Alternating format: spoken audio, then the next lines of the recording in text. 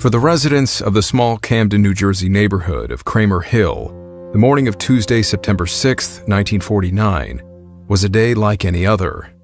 However, the peace and quiet was something many were still getting used to. With the Second World War having ended only 3 years ago, the painful memories of wartime anxiety and devastating loss remained fresh in the minds of American society. Forgetting those 4 years of conflict was far easier said than done, especially for the countless veterans who had seen frontline combat. While many of those men would return without physical injury, they were nonetheless casualties of war, their minds scarred by the horrors they had witnessed and even carried out with their own hands, things that none of their friends and family could possibly understand. This was no less the case for one New Jersey veteran, Howard. However, while most of his fellow veterans ultimately suffered in silence, this young soldier made different choices. By all appearances, an unassuming 28-year-old man with a life full of post-war opportunities ahead of him, for Howard, he had never really left the battlefield. The war was still raging inside him. He had come home, a different person. Now governed by paranoia and hatred, Howard Unruh would soon awaken the United States to an as-yet unseen side effect of sending their young, fragile men into combat. This is the story of an Army artilleryman who became the first mass killer in American history. Shall ye not do, neither shall ye walk in their ordinances. Ye shall do my judgments, and keep my ordinances to walk therein. I am the Lord your God. Ye shall therefore keep my statutes and judgments, which if a man do, he shall live in them. I am the Lord. None of you shall approach tennis. Howie, I brought you your sandwich and some milk. Hey, Mom. Oh, what are you reading from? Leviticus 18. Oh, that's, Yeah. I don't remember what that book was about. What's that book about? I never understood, all the wonderful things that God did in Egypt, and Moses leads them out, and they start to complain. There was people that even said they wanted to go back to Egypt. Ooh. Because they had better food there. Yes, yeah. People do like to complain. Yeah. It takes all types. Yeah. Well, speaking of food, listen, you enjoy your sandwich and your Bible, and I'll see you for dinner, sweetheart, okay? Thanks, Mom.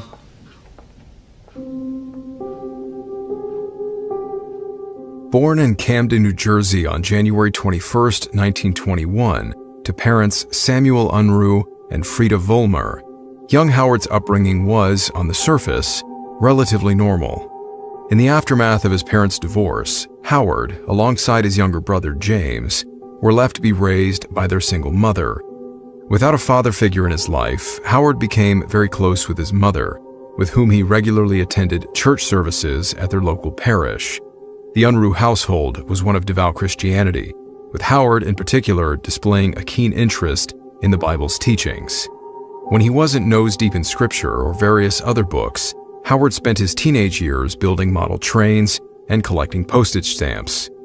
While painfully shy and soft-spoken around his peers, Howard did well to endear himself to many of his classmates, who often referred to him as How. In the 1939 yearbook of Woodrow Wilson Senior High School, he was described as a boy who, regardless of his shy demeanor, had made plenty of friends in his graduating year and planned to pursue a career in government.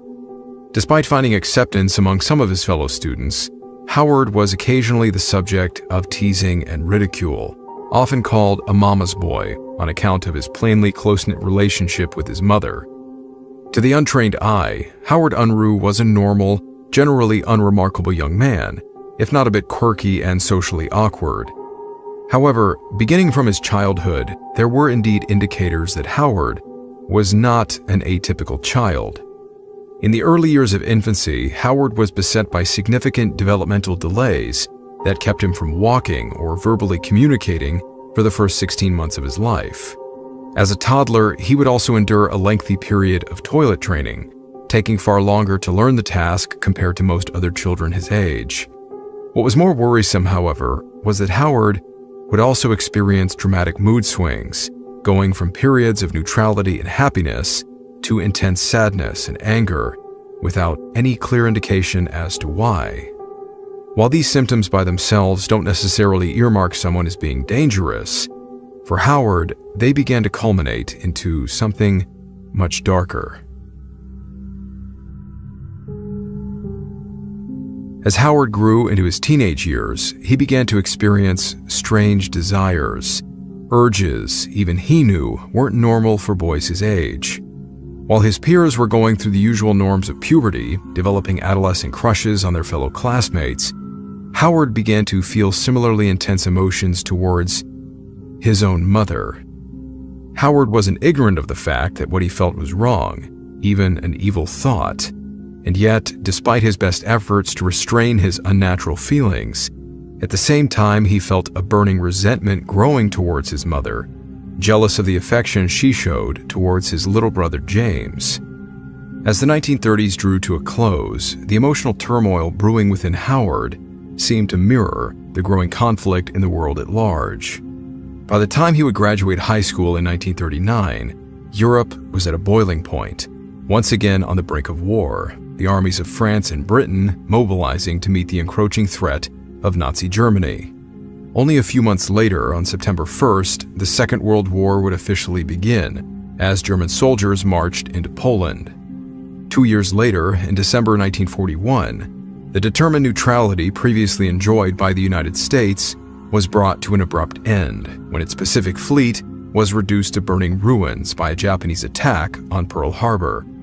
Now thrust into the raging conflict, the American people quickly mobilized for war, Howard Unruh becoming one among millions of young men flooding recruiting offices all over the country. With the sudden push for any and all able-bodied men to enlist in the defense of their nation, if anyone was going to recognize that Howard was unfit for service in the military, now was not the time.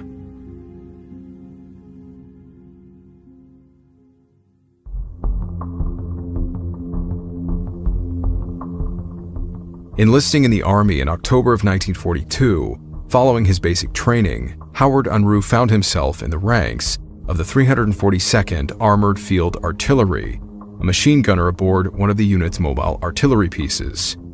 As the unit wouldn't be sent to Europe until late 1944, once they arrived, many of the men thought they were too late to see any action. However, as Howard and the men of the 342nd quickly learned, the Nazis weren't keen to give up their collapsing Reich without a fight. In the winter of that same year, the Germans would launch their infamous Ardennes offensive, punching a massive hole in the Allied front as they surged towards the Belgian port of Antwerp. The 342nd was one of the many units that were rushed into the brutal struggle that would become known as the Battle of the Bulge. It was here that Howard finally experienced his first taste of combat. While his role as an artilleryman meant that he was usually a few steps behind the frontline action, Howard was not spared the horrors of direct confrontations with the enemy. On more than one occasion, Howard, alongside his fellow artillerymen, had to fend off German assaults on their gun emplacements with their own rifles. When the German advance in Belgium was finally pushed back, there would be little rest for the men of the 342nd, who were immediately redeployed to counter a German offensive in Alsace, France. From there, Howard would accompany the unit as the fight moved deeper into the heart of Germany. While physically unimposing and soft-spoken, Howard proved himself to be incredibly capable on the battlefield. As a gunner, his commanders would agree that he performed with mechanical precision, following orders and procedures to the letter. He obsessed over the condition of his personal weapons, taking any opportunity to field strip and wipe clean any lingering dirt or mud. During one of their many foot patrols and direct encounters with the enemy, Howard gained notoriety within his unit as an impeccable marksman, with every shot from his rifle rarely missing its intended target. While Howard's social awkwardness and apparent emotional detachment meant that he never really formed strong bonds of brotherhood with them, the men in his unit were willing to admit that he was a dependable soldier. However, as the days of grueling and relentless combat wore on, they couldn't help but notice Howard was now adopting some peculiar and concerning behaviors. 2 rounds.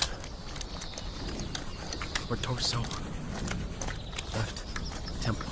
Hey, Hal. Got some hot Joe going over here. You want some? 4 inches. brain leakage. I guess not. A lot of blood. Say, what's with you, Howie? You're always nose deep in that journal. What you got in there? Letters to your girl? No. Maybe he's writing a book about us, and he doesn't want us reading what he's saying. Come on, Hal. Don't be such a drip about it. What, you don't want to see you telling your girl about giving her the old Howie howitzer? Now, let me just see. This... Hey, give that back. All right, what do we got in here?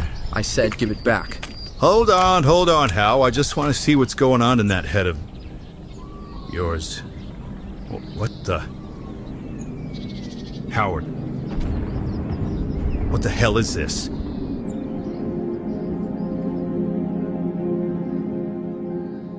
It wasn't at all unusual that Howard kept a personal journal, rarely going a day without cracking it open and scribbling down a few notes. But being the notoriously reclusive soldier that he was, Howard's fellow artillerymen often prodded him for details about what he was writing about, or who he was writing to.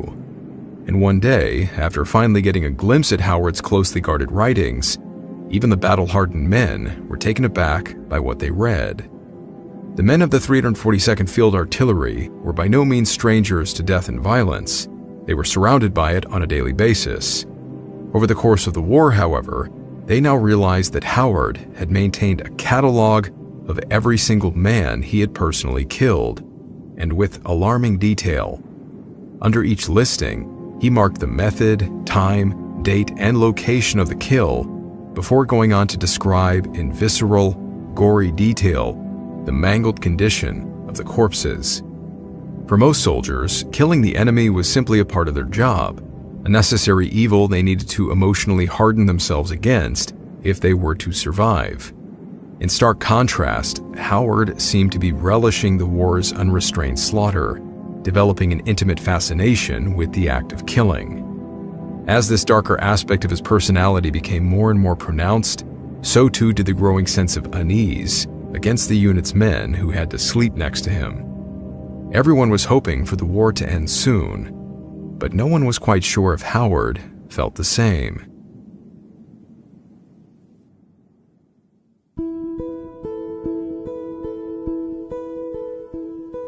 With the Nazi surrender on May 9, 1945, much to the approval of both the surviving men and their families back home, the war in Europe finally ended. In July of that year, having now spent 3 years in the army and less than a year fighting in Europe, Howard's short but eventful military career likewise came to an abrupt halt. Wasting no time in returning the men to their loved ones, he and his estranged wartime companions all received orders to board an ocean liner bound for home. Receiving an honorable discharge, Howard's military service was something he felt he could look on with pride. He had performed his duties well and was awarded a Good Conduct Medal for his troubles. But now, arriving back home in Camden, Howard found himself aimlessly adrift in a world he no longer felt a part of. The transition back to peacetime living was indeed difficult for millions of returning servicemen. With the rigid military system no longer in place, and the best friends they had ever known and bled with now spread all over the country, many veterans struggled to find purpose in a nation that was now trying to move on from the war. Howard, who had come to seemingly enjoy the chaos and bloodshed of the battlefield, began to spiral particularly hard while trying to integrate back into his old routines. In the years following the war, he found work at a number of blue-collar jobs, but without much of a personal drive to succeed, none of these jobs lasted very long. The same could be said for his attempts at pursuing education. While he managed to enroll in Temple University's pharmacy school, he barely managed a semester before dropping out. Now 28 years old, Howard was unemployed and living in his mother's apartment, a modest dwelling she maintained with her income working at a soap factory.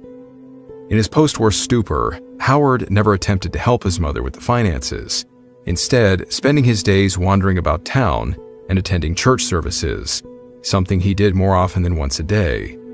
He also found time to convert the apartment's basement cellar into a makeshift shooting range, where he continued to maintain his marksmanship skills.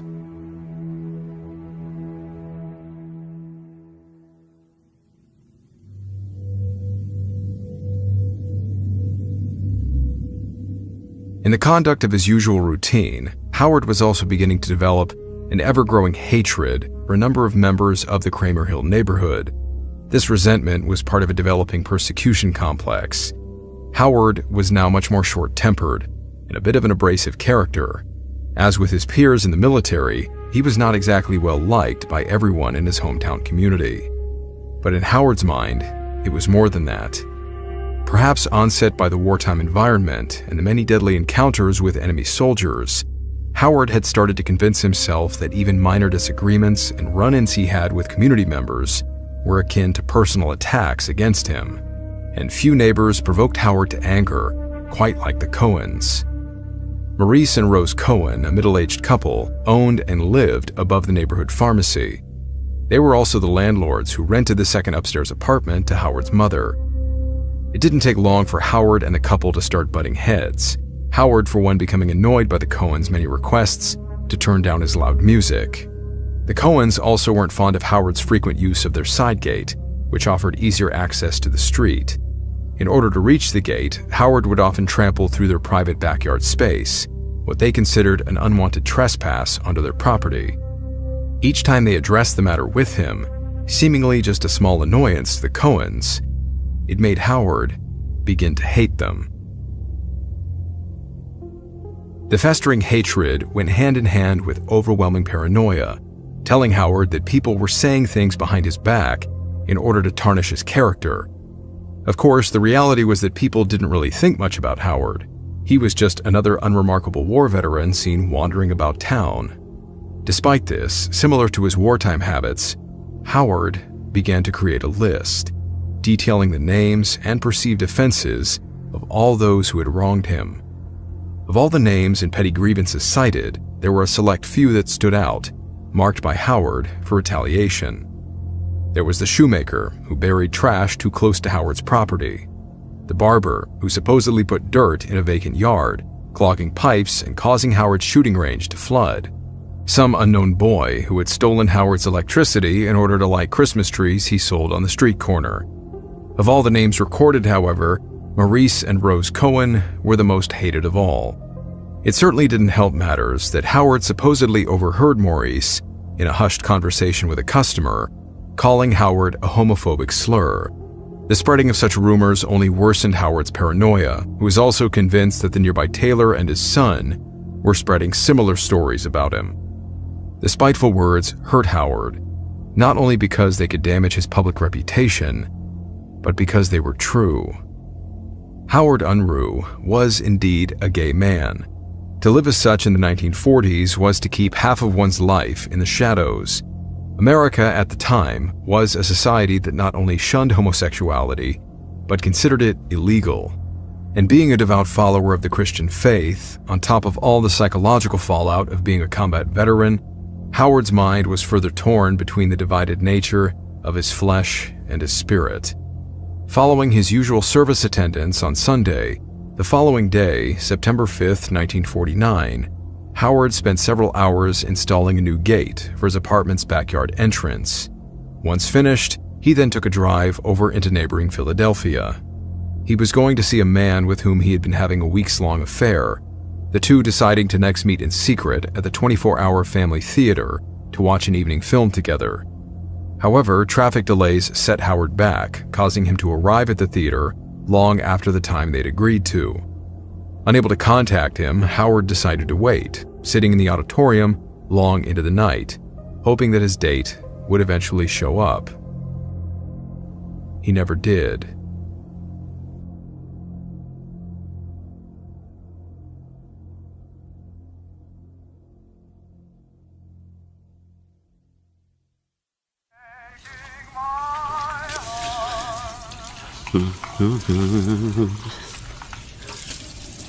You've fallen for somebody new.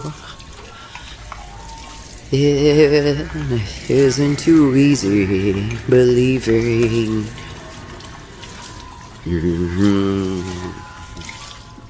Oh, Howard. Oh, you scared me. Oh, do you enjoy your breakfast, sweetheart? Howard?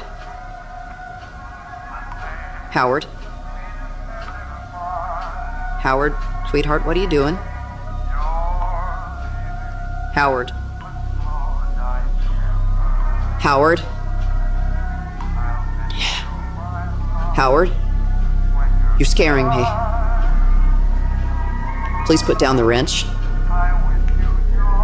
Howard? Howard?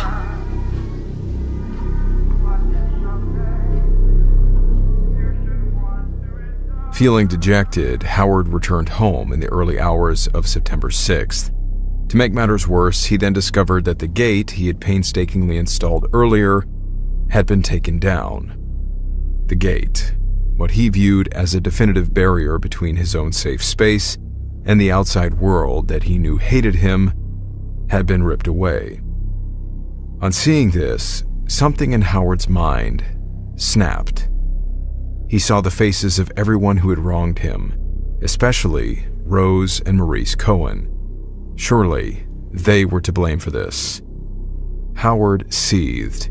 The war, the adjustment to life afterwards, losing jobs, the rumors, the altercations, the paranoia, the rejection. It was all just too much.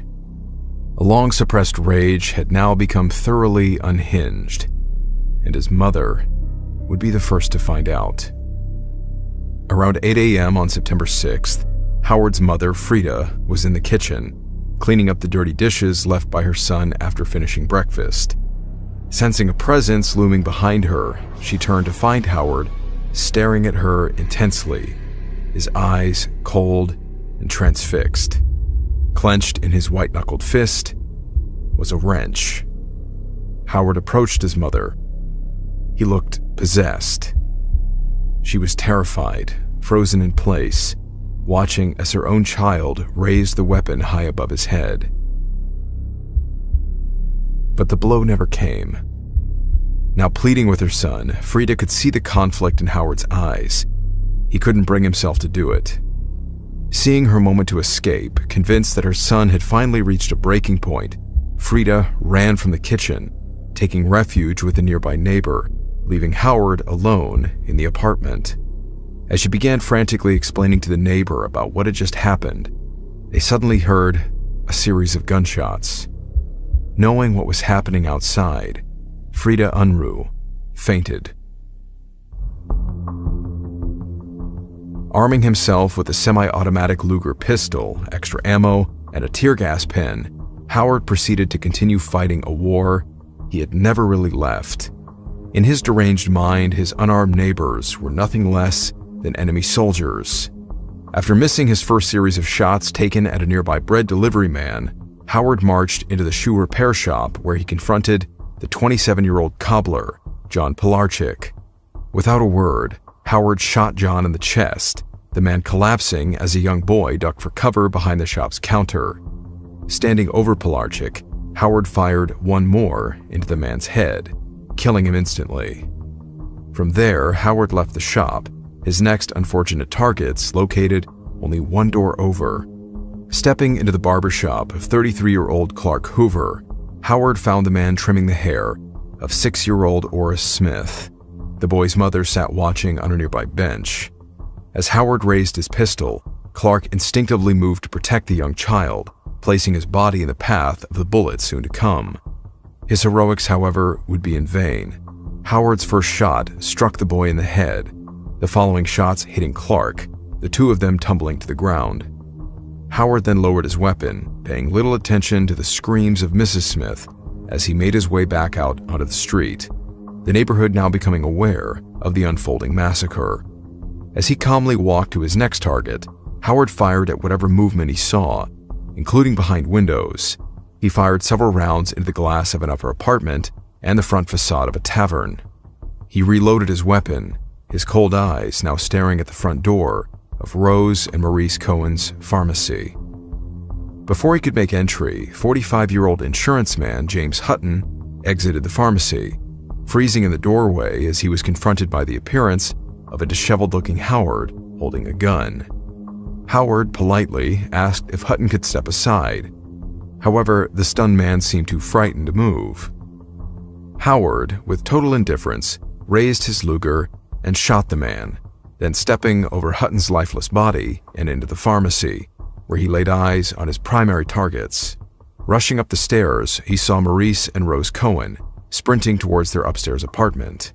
Grabbing their 12-year-old son Charles, Rose pushed him into a closet, then attempting to hide herself in another closet across the room. 3 gunshots suddenly rang through the apartment, slamming into the thin wooden closet door. Young Charles watched through a crack in his closet door as Howard walked into the room, opening the other closet to now find the limp body of Rose, who he then shot once more at point-blank range. From there, Howard stalked through the rest of the apartment, gunning down both Maurice and Charles' grandma, Minnie, who was on the phone attempting to call the police. The young boy, quietly sobbing in the closet, was the only Cohen to survive. Once again stepping out onto the streets, Howard ignored the incoming sounds of distant police sirens, his eyes landing on a pair of cars stopped at a red light. In a series of well-aimed shots, 4 more people were then murdered. 24-year-old war veteran Alvin Day, 37-year-old Helen Wilson, her 68-year-old mother Emma Matlack, and Helen's 9-year-old son, John. Leaving the intersection, Howard made his way to the tailor shop, intending to kill Tom Zagrino. Instead, he found Tom's wife, 28-year-old Helga, who then begged on her knees for Howard to spare her life. He did not. On exiting the tailor shop, movement in an upstairs window again prompted Howard to shoot, the one bullet he fired killing a toddler, 2-year-old Thomas Hamilton. After one final stop on his walk of death, wounding another mother and her son, Howard, now low on ammunition, retreated back to his apartment, an army of police officers now closing in. Over the course of his 20-minute rampage, Howard had murdered 13 people and severely wounded 3 others.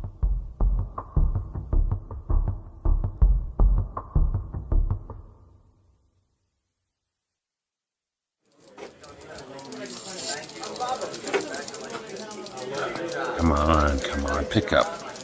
Pick up. 5 minutes. Is this Howard? Yes. What is the last name of the party you want? Unruh. What is the last name of the party you want? Unruh. I'm a friend. I want to know what they're doing to you. They're not doing a damn thing to me, but I'm doing plenty to them. How many have you killed, Howard? I don't know yet, because I haven't counted them, but looks like a pretty good score. Why are you killing people? I don't know. I can't answer that yet. I'm too busy. I'll have to talk to you later. Some friends are coming to get me. No, wait, Howard. Damn. Hey, I just had the killer on the phone. Who do we have heading over to Camden Hill? I want to be first on the scene to interview him. At this time in American history, protocols for active shooters and mass killers had yet to be established by law enforcement. Such senseless violence like this had never been seen before. With no set strategy to follow, a chaotic gunfight erupted in Kramer Hill, 50 police officers now trading fire with the killer who was barricaded in his apartment. The gunfire drew the attention of people all over town, who soon descended on the scene to watch the unfolding standoff, with little to no crowd control. In the midst of all of this, enterprising journalists, eager to get the scoop, set about gathering details of the day's bloody events, and about the man responsible for all this chaos. Across town, the offices of the Camden Evening Courier were buzzing with activity, its journalists clamoring to find leads who could provide information about the massacre. The paper's assistant editor, Philip W. Buxton, went so far as to track down Howard's name in the phone book, leading to a phone call to his apartment during the shootout with police. What resulted was a morbid and eerie discussion with the killer.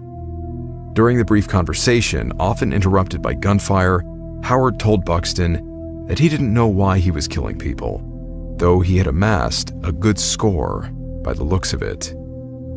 After another burst of gunfire in or near Unruh's apartment, the conversation ended, Howard telling Buxton that some friends were coming to get him before hanging up. It was around this time that law enforcement devised a plan to finally put an end to the standoff. Climbing onto the low roof at the rear of the building, policemen lobbed tear gas grenades into Howard's apartment. His eyes and lungs now burning, Howard Unruh finally surrendered, emerging from the looming smoke to be greeted by armed officers and a furious crowd of citizens calling for his execution. As an officer slapped a pair of handcuffs on the stoic killer, he asked Unruh what was wrong with him. What was he? Some kind of psychopath? With eerie calmness, Howard replied, "I am no psycho. I have a good mind."